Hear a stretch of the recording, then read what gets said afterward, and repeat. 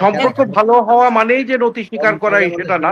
আমাদের প্রয়োজন আমরা ভারতের সাথে ভালো সম্পর্ক রাখবো, চীনের সাথে ভালো সম্পর্ক রাখবো, প্রয়োজন হলে পাকিস্তানের সাথে ভালো সম্পর্ক আমাদের স্বার্থ, দেশের স্বার্থ যেখানে থাকবে আমরা সেখানেই যাব। কোনো একটা নির্দিষ্ট শক্তির কোলে বসে থাকার কোনো কারণ নাই। আমাদের all our windows have to be open. আমরা সবার সাথে সম্পর্ক রাখবো। যারা দেশকে ভালোবাসে না তারা তো আমাদের মধ্যে বিভেদ সৃষ্টি করার চেষ্টা করবে, সশস্ত্র বাহিনী সম্পর্কে নেতিবাচক কথা বলবে। এই গত 15 বছরে সকল instrument were destroyed from the top to bottom. একমাত্র সেনাবাহিনীতেই এই মিড লেভেল জুনিয়র লেভেল অফিসাররা was the patriot, was honest, was dedicated.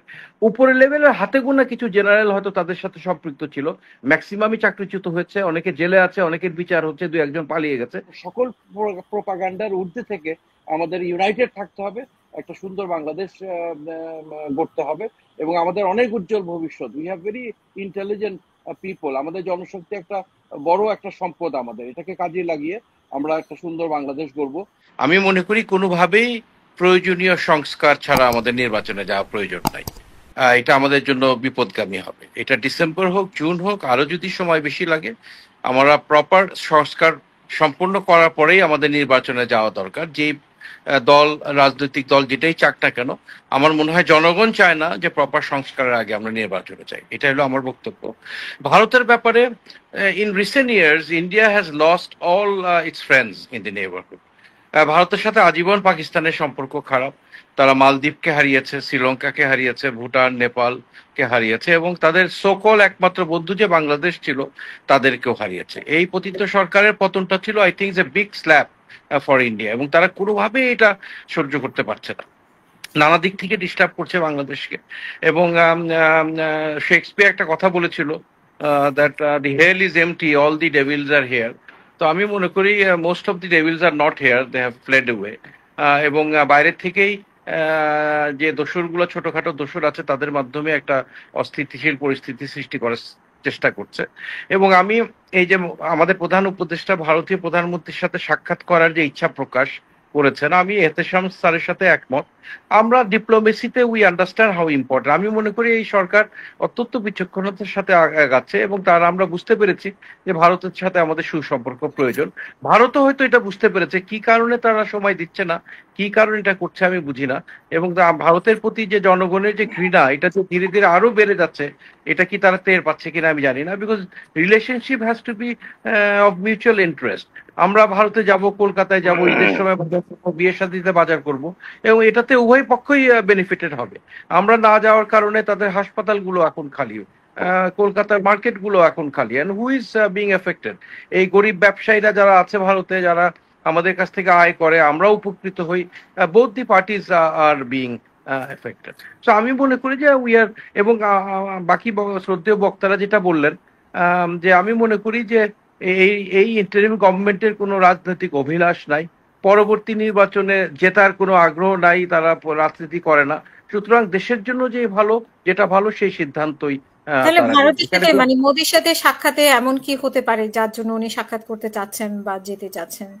আমার মনে হয় যে it is more symbolic to meet. এবং আমি এটাও একমত যে আমরা যদি আগ্রহ না দেখাতাম, তারা হয়তো একটা গল্প বানাতো যে আপনারা তো দেখা করতে চান না, এতেশাম স্যার যেটা বললেন। তো আমি মনে করি যে ঠিক আছে, ডিপ্লোম্যাটিক লেভেলে আমরা বন্ধু, আত্মীয় স্বজন অনেক কিছু পরিবর্তন করতে পারি, বাট নেবার তো পরিবর্তন করা যাবে না। এটা তো ইটস এ ফ্যাক্ট দ্যাট বাংলাদেশের চারিদিকে ভারত বেষ্টিত এবং আমাদের সরকারের অবশ্যই উদ্যোগ নেওয়া দরকার এই সম্পর্ক যাতে যত দ্রুত সম্পন্ন হয়। তাদের পররাষ্ট্র সচিব দেশে এসেছিল, আমাদের দেশে, এবং উনি স্পষ্টভাবে বলেছে যে 1-2টা ইস্যুর জন্য আমাদের সাথে বহুমাত্রিক সম্পর্ক ভারতের, 1-2টা ইস্যু নিয়ে বাকি সম্পর্ক আমরা রহিত করে রাখতে পারি না। It has to continue. এবং আমি আশা করেছিলাম পরবর্তীতে পররাষ্ট্রমন্ত্রী আসবে বাংলাদেশে, বা আমাদের পররাষ্ট্রমন্ত্রী যাবে, প্রধানমন্ত্রী লেভেলে মিটিং হবে, বাট এটা আপাতত হচ্ছে না। বাট এখানে হতাশ হওয়ার কিছু নাই। We can't draw a full stop after this, it is a continuous process. এবং আমি আশা করি, আমরা সবাই আশা করি যে আমাদের প্রতিবেশীদের সাথে আমাদের সম্পর্ক ভালো হওয়া মানেই যে নতি স্বীকার করা সেটা না। আমাদের প্রয়োজন আমরা ভারতের সাথে ভালো সম্পর্ক রাখবো, চীনের সাথে ভালো সম্পর্ক রাখবো, প্রয়োজন হলে পাকিস্তানের সাথে ভালো সম্পর্ক, আমাদের স্বার্থ, দেশের স্বার্থ যেখানে থাকবে আমরা সেখানেই যাব। কোনো একটা নির্দিষ্ট শক্তির কোলে বসে থাকার কোনো কারণ নাই। আমাদের all our windows have to be open. আমরা সবার সাথে সম্পর্ক রাখবো। যে দেশ থেকে আমাদের সমরাস্ত্র, আমি কলকাতার একটা নিউজ চ্যানেলে টক শো করছিলাম, তারা বলছিল যে আপনারা এখন পাকিস্তান থেকে সমরাস্ত্র কিনবেন। আই সেড দ্যাট আমরা will bloody buy wherever we feel is beneficial for Bangladesh. আমরা একটা স্বাধীন সার্বভৌম রাষ্ট্র, আমাদের এই সিদ্ধান্ত নেওয়ার অধিকার আছে, এবং আমরা যে সমরাস্ত্র কেনা আমাদের জন্য প্রয়োজন, আমাদের সশস্ত্র বাহিনীকে শক্তিশালী করার প্রয়োজন, আমরা সেখানেই যাব। বাংলাদেশ সশস্ত্র বাহিনী বিশ্বের এখন সুনামধন্য একটা সশস্ত্র বাহিনী।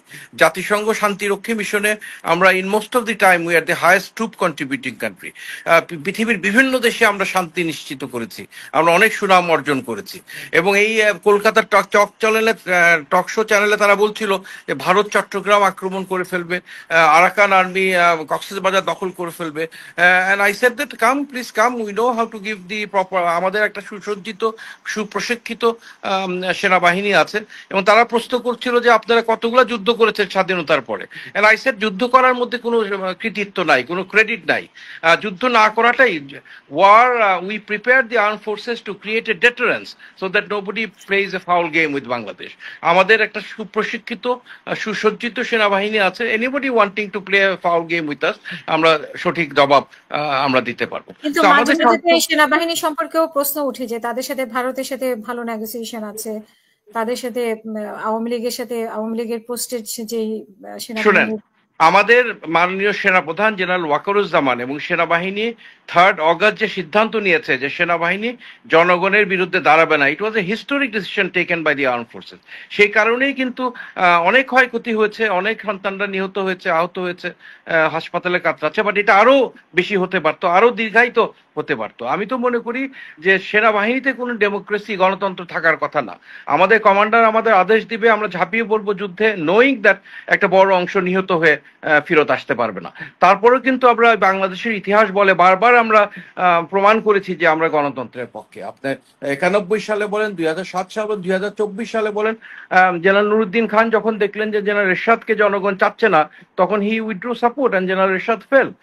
24 সালে যখন ইয়াং অফিসাররা বললো যে আমি কাকে গুলি করবো, আমার ভাইরা ওদিকে দাঁড়ানো, then general Waker said that না, will not go against the nation, and that was a historic decision. এখন কোথায় কত রকম, এখন তো আমাদের যারা দেশকে ভালোবাসে না তারা তো আমাদের মধ্যে বিভেদ সৃষ্টি করার চেষ্টা করবে, সশস্ত্র বাহিনী সম্পর্কে নেতিবাচক কথা বলবে। এই গত 15 বছরের সকল instrument were destroyed from the top to bottom. একমাত্র সেনাবাহিনীতেই এই মিড লেভেল জুনিয়র লেভেল অফিসাররা was the patriot, was honest, was dedicated. উপরের লেভেলের হাতে গোনা কিছু জেনারেল হয়তো তাদের সাথে সম্পৃক্ত ছিল, ম্যাক্সিমামই চাকরিচ্যুত হয়েছে, অনেকে জেলে আছে, অনেকের বিচার হচ্ছে, 2-1 পালিয়ে গেছে। But still arm forces is the saviour of this nation. এই সশস্ত্র বাহিনী না থাকলে, এখন এই যে পুলিশ নাই, যারা আমাদের বাচ্চাদের সন্তানদের গুলি করে নির্বিকারে হত্যা করেছে, এই পুলিশের উপরেই কিন্তু ইন্টারিম গভর্নমেন্টকে নির্ভর করতে হচ্ছে। এবং পুলিশ তো আপনি ডিপার্টমেন্টাল স্টোরিকে কিনতে পারবেন না। এই যে এখন আন্ডারস্ট্রেন্থ পুলিশ, তাদেরকে প্রশিক্ষণ দিয়ে নতুন পুলিশ রিক্রুট করে বাহিনীতে যোগদান করতে it's a matter of years, 1 বছর 2 বছর সময় লাগবে। এবং তাদের সহযোগিতা করার জন্য সশস্ত্র বাহিনী গ্রাউন্ডে আছে, ডেভিল হান্ট চলছে। এবং আমি মনে করি এত ষড়যন্ত্রের পরেও আমাদের নিরাপত্তা সিচুয়েশন অনেক ভালো আছে। এবং আমরা চাই সংস্কার শেষ হোক। সংস্কার শেষ হলে যখনই সেই পরিবেশ সৃষ্টি হবে একটা অবাধ নিরপেক্ষ নির্বাচন করার জন্য, আমরা তখনই এই অবাধ নিরপেক্ষ নির্বাচনের দিকে এগিয়ে যাব, এটা আমার দৃঢ় বিশ্বাস। আমি মনে করি যে আমরা সবাই আমাদের এই দেশটাকে ভালোবাসি, আমরা চাই একটা সুন্দর পরিবর্তন আসুক, এবং এই সংস্কারের প্রধান যে উদ্দেশ্যটা হবে যে নোবডি শুড হ্যাভ অ্যাবসলিউট পাওয়ার। এবং আমরা মার্কিন যুক্তরাষ্ট্রে আমরা জানি যে রাষ্ট্রপতি আমরা মনে করি is a very powerful, or she is a very powerful person, but actually not. ওখানে একটা ব্যালেন্স আছে, সিনেট আছে, কংগ্রেস আছে। তো এখানে আসলে গত স্বৈরাচার হয়েছে, আমরা তার সবাই তাকে সাপোর্ট করেছি এটা হওয়ার জন্য।